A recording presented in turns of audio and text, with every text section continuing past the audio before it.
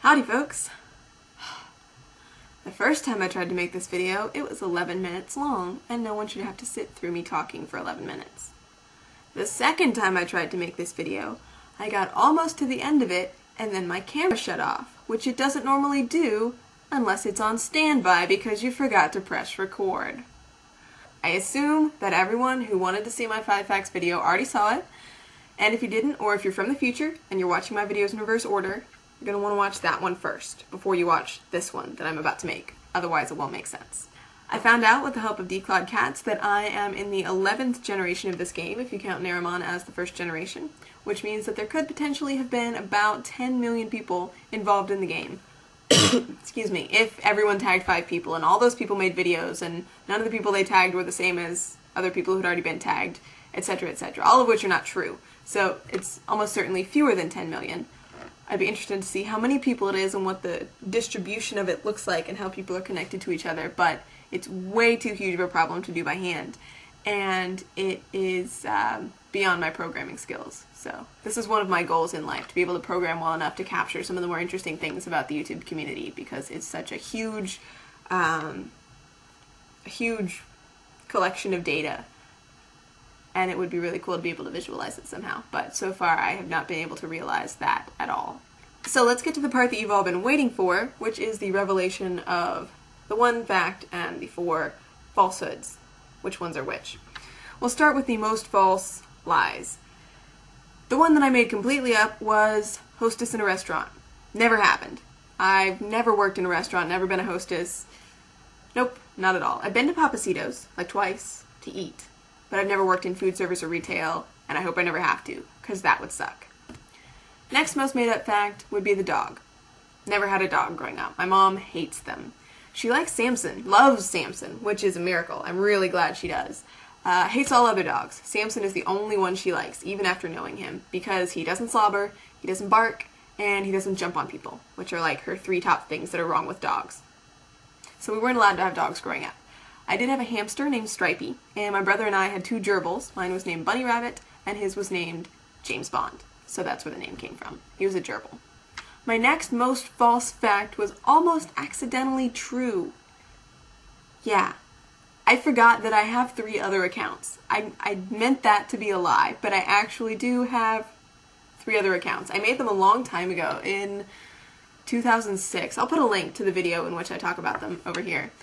But Renetto basically was like, hey everybody, let's squat on the famous people's names, and then, you know, maybe they'll pay us lots of money. So I made 3 accounts with Donald Trump's name on them.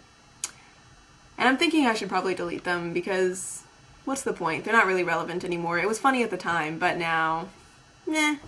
The most true lie was the spelling bee. I was a big speller when I was little, and I did go to a lot of spelling bees, but I did not go to the National Spelling Bee.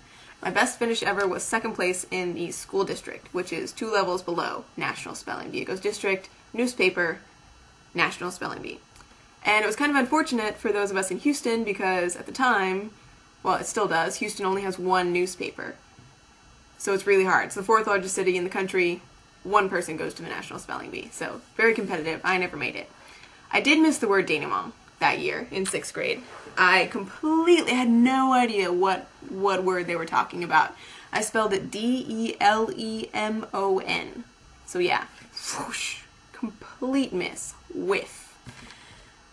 That was definitely the hardest word that year. I mean, I know everyone says that the word they missed was the hardest word, but my word was the hardest word. I think the girl who won spelled candelabra, I think is what it was.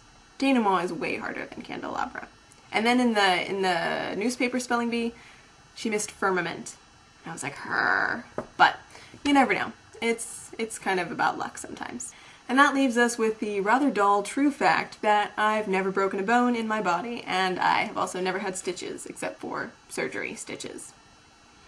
What can I say? I'm a cautious person. I don't fall off of things a lot, or hurt myself, or break bones, or anything like that. Bye, kids.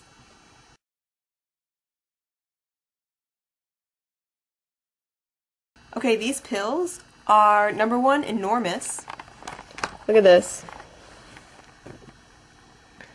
Here's the pill bottle. And the cap. And look, here are my glasses. So these things are, this is my hand. These are huge. They're horse pills. They are gigantic. It looks like, just looking at the pill bottle, I was like, is this a joke? Is this a movie prop? Because this is tremendous. And they're also really difficult to work with. They have some, I think they're magnetically charged or statically, you know what I mean. I'm a physicist, right? So, because they always, like, you try to move them and then they spin. And if you do them backwards, like,